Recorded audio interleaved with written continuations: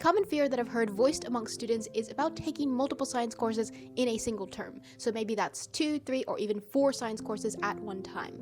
An example of when it's really important to absorb information from multiple science courses is for those studying medicine.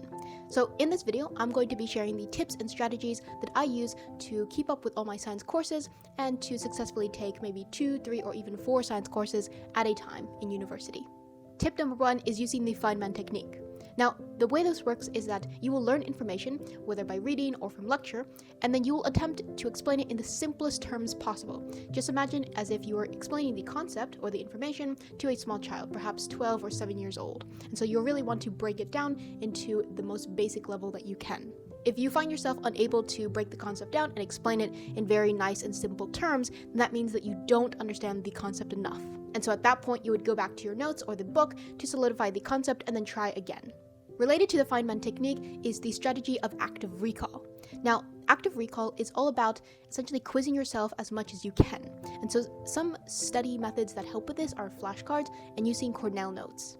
So essentially, active recall is just about testing yourself over and over and over until you get to the exam, where again, you'll be asked questions. For example, in organic chemistry, I made a whole bunch of flashcards. Yes, it took a ton of time, but in the end, it was very worth it. The third strategy is all about making connections in the material to make it as story-like as possible. As human beings, we are naturally drawn to stories, and it is a way that we can best remember things. One thing I'll do to take advantage of this is to attach analogies to the terms I'm studying and to the information provided. The result is not just isolated and unconnected facts, but rather something I can tell myself as a story. And in that way, it flows and makes me remember it better. And it doesn't have to be analogies. It can be something you already know. Just by attaching the material to what you already know really goes a long way. Strategy number 4 is all about taking advantage of the times when your energy and your interest in the topic are strongest.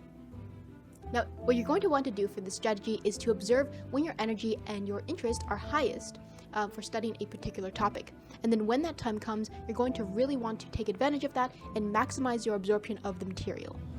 Moving on to tip number 5, this is all about setting a strict study schedule. And so for those of you who like to have an organized schedule, this strategy would be for you.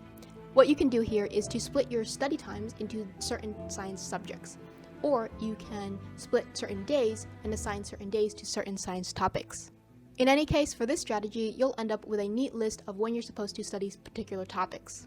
An example of when I've set a strict schedule for myself and stuck to it consistently is for organic chemistry. And so for this class, during the term I was taking it, I would set aside at least 2 hours to study the topic per day. Tip number 6 for taking multiple science courses at a time is to take science courses that complement each other. And so for example, something that I did was to take an introductory biology course while in the last term I had taken a chemistry class. And the beginning part of that biology class fit really nicely with what I had learned in the chemistry class the previous term. So it's still fresh in my mind and it complemented nicely with what I was learning in the next term.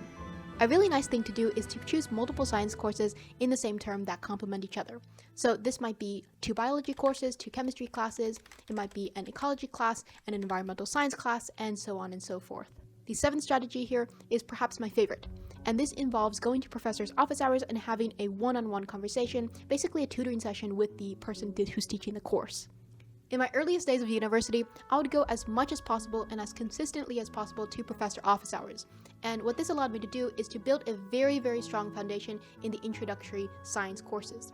And so when I went to further years, when I was then at the point of taking multiple science courses at the same time, then I already had a very strong foundation. For tip number 7, essentially what you're going to do is to maximize the benefit that you can get from the professor's office hours. Basically, it's just free tutoring. There's a link below for my newsletter, tutoring, and my website. And if you're interested, here is my newest video, and here is a video about how I got in at university at 16 years old.